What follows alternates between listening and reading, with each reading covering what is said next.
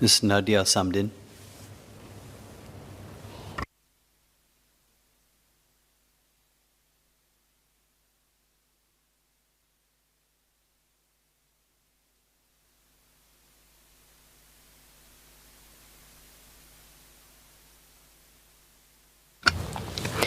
Mr. Deputy Speaker, sir, the life expectancy of Singaporeans has increased to almost 85 years compared to 76 years back in 1990. According to the Ministry of Health's Action Plan for Successful Aging, about 25% of our population will be over 65 by 2030, and the United Nations project this percentage to be almost 1 in 2 by 2050. The aging population narrative is not an unfamiliar one. Our leaders saw it as an eventuality that happens to most developed countries. Due to a multitude of factors, people are living longer and having fewer children. One of the differences between Singapore and the rest of the developed world is the speed at which it has happened, along with the other limitations we have, such as our reliance on our people as a main resource. The challenges of an aging population are multifaceted, spanning from retirement adequacy, healthcare readiness, and with relevance to this bill, their place in the workforce. Mr. Deputy Speaker, sir, while I stand in support of this bill, I would like to also make the point that seniors work for a variety of reasons, some to keep active and meaningfully occupied, but not every senior who works wants to work. Some do it out of necessity due to financial, familial, and a variety of other circumstances too numerous and too personalized for us to paint broad strokes over. Having said that, I lend my support to this bill in spirit of protecting the seniors who make up an important part of our workforce and who want to continue to work. In cultures like Japan, seniority is looked upon with a reverence both in and out of the workplace. Honorifics are given to the elderly as recognition of the experience that time has given them. While it may not be practical to fully adopt the same cultural dynamics, we would do well to remember that both in and out of the workplace, our seniors bring much value, mentorship, and expertise. This bill keeps our seniors' options open if they want to work and protects against wrongful dismissal, giving our older workers some security and clarity. There is no magic switch which flicks when you turn 63 or 65. Your experience continues to be valuable, and the skills accumulated over the years remain yours. I have 3 broad points of clarification. My first point is on ensuring that seniors not just have employment, but gainful employment, which is appropriate for them with commensurate salary. We know that some seniors may choose to work to keep busy, but there are also seniors who need to continue working due to economic needs. The outcome of this shift has to be meaningfully accompanied by job redesign and early career structuring. For example, a mature PMET should find opportunities in the same or related roles or roles they are keen on exploring and can be trained for, rather than be shifted to menial or labor-intensive roles, which may be counterintuitive as he or she hits retirement age.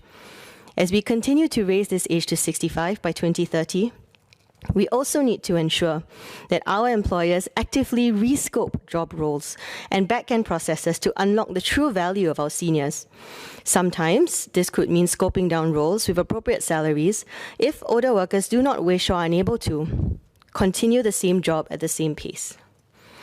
Other than the efforts by the union, which I recognize and applaud, does the government have any further plans to assist employers and employees on reaching an agreement for fair terms should their role be scoped down? Would the government consider providing incentives for companies that actively rescope roles for seniors and have age-friendly workspaces? How else can the public sector take the lead in embracing an age-diverse workforce and enhance the culture of workplaces? Can opportunities for older workers be better consolidated and made accessible for this demographic, together with more tailored support for them to move on into new roles? Companies that are unable to retain their senior employees or find alternatives may offer a one-off employment assistance payment, with the recommended sum being 3.5 months' worth of salary. While useful for our seniors, I would like to ask if there are any plans for the government to increase this level of support who do not get re-employed. It is already difficult for anyone to look for a new job in this climate, let alone for older workers. While our overall re-employment statistics are improving, the rate for our seniors do not seem to be as buoyant. The proportion of retrenched residents aged 60 and above who re-entered re-employment 6 months post-retrenchment is 43.8% for the second quarter of 2021. This is lower than the fourth quarter of 2020's 46.7% and the first quarter of 2021's 55.7%. On an annual basis, the statistics in our second quarter is also lower than 9 out of 10 of the previous second quarters. What are the implications of this trend? And considering that the recommended EAP is only for 3.5 months of salary, are there plans for additional support to improve this figure as we navigate our way out of the pandemic? My second point. The main dispute resolution platform to resolve workplace-related disputes is the Tripartite Alliance for Dispute Management, or TADM. TAFEP's annual report for the annual year 2020 to 2021 showed that the proportion of complaints related to ageism rose to about 12.5%, higher than the 10% reported in the year before. Now, TAFEP and TADM has been very valuable at resolving some of the complaints employees have. The announcement of future anti-discrimination legislation as well is encouraging.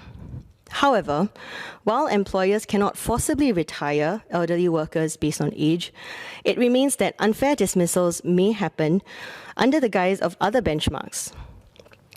Is the government considering additional measures to improve the implementation of this policy? And how successful has TAFEP been in working with firms to ensure that they no longer practice such ageist company policies? The final point I wish to make is that while we all have a role as employees in a society in embracing this shift, the majority of the efforts and costs to ensure our seniors continue to have an important role in the workplace will fall on our employers. They are the ones who are faced with not just the monetary responsibility of wages and CPF, but also the responsibility of creating an inclusive workplace design for our seniors. The CPF Transition Offset, Senior Employment Credit Scheme, as well as the Senior Worker Early Adoption Grant have all been helpful in supporting progressive employers in maintaining older workers. However, during this transition period, employers may still find difficulties sustaining long-term employment for seniors. The Senior Employment Credit Scheme is also set to expire at the end of next year. Would the government consider extending some form of wage offset scheme to support firms to increase their re-employment age policies, along with the increase in the statutory cap?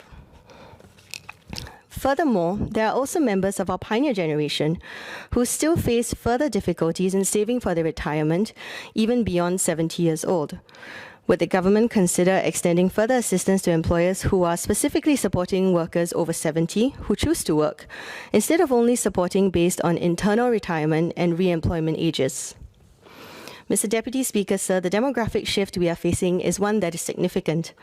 The unique socio-cultural context of Singapore makes the task of ensuring our workforce is ready for this move is a difficult one. I am heartened by the government's move to support the seniors who make up an important part of our workforce, and I do have residents who tell me they still feel young at heart and want to continue working. I'm glad we are looking to support those who make this choice. I also hope that our employers, employees, and workspaces are also ready to be open to transform in tandem with our policies and appreciate the value of an inclusive and age-diverse workplace. Mr. Deputy Speaker, sir, I support this bill. Deputy Leader, would you like to move that the debate be now adjourned?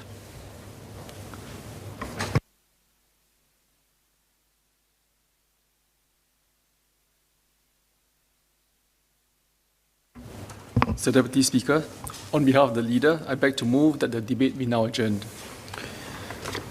The question is that the debate be now adjourned. As many as are of that opinion say aye. To the contrary say no. I think the ayes have it. The ayes have it. Resumption of debate what day? Tomorrow, sir. So be it. Deputy Leader. Mr. Deputy Speaker, on behalf of the Leader, I beg to move that it is rising today. Parliament do stand adjourned to 11 a.m. tomorrow. The question is that at its rising today, Parliament do stand adjourned to 11 a.m. tomorrow. As many as are of the opinion say aye. To the contrary say no. I think the ayes have it. The ayes have it. Deputy Leader. Mr. Deputy Speaker, I beg to move that Parliament be now adjourned. The question is that Parliament do now adjourn.